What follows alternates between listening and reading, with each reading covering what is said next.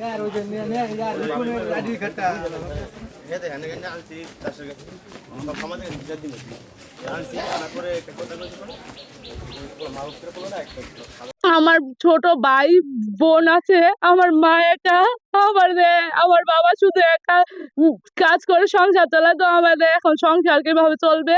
যে আমার বাবাকে মারছে তার যাবজ্জীবন কারাদণ্ড হোক আর মৃত্যুদণ্ড হোক, এটাই আমরা চাই। আমার বাবা, আমার ভাই বোন আমরা সবাই অনাথ হয়ে গেছি।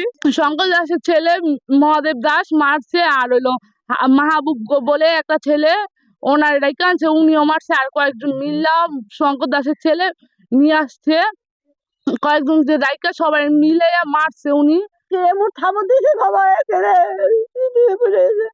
ওইটা আর কথা বাতি আর ওই না এবার মাথায় মাথায় জল রাতে কদি গেটি রক্ত মায়ে গেটি ফেটে গেছে আর মুখটা নড় পরে আর কি লয়ে গেছে ইয়ে এই টঙ্গিবাড়ি ধরে নাই লয়ে গেছে ঢাকা আর কি ওই কোমরে না রয়েছি রে।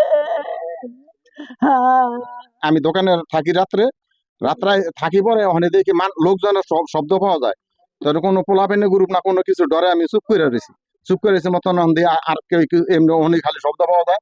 এই যায় বললে আমার ঘরের মালিক ওখানে শব্দ পাইলাম হের গলার শব্দ পাইলাম মতন, তাই মনে করলাম দাদাই আছে তাহলে দেহি বাইরিয়া। আর ওই যে মাহবুব করে ওই যে ছেলেটা, ওই ছেলেটা একটা ওই থাপত দিছে মতন পিসমি পইরা পাখাটার ভিতরে পড়ছে মাথাটা, আর ঠ্যাং দুটা পড়ছে দক্ষিণ মি এরকম ই করছে মতন মাথা পানি ব্যক্তি মাথা পানি মানি দিতাছি। এইবার কয় হ্যাঁ না মন্দিরের ভিতরে নিয়ে আপাতত লগে আমি ধরছি, হ্যাঁ সে ওই হনি নিয়ে মাথা পানি দিছি। মহাদেব যে অন্যায় করছে আমি এই সুষ্ঠু বিচার চাই। আমি মহাদেবের আব্বা মাহবুব এই দুজনের আমি বিচার চাই। कोई तो कैसे मामा रे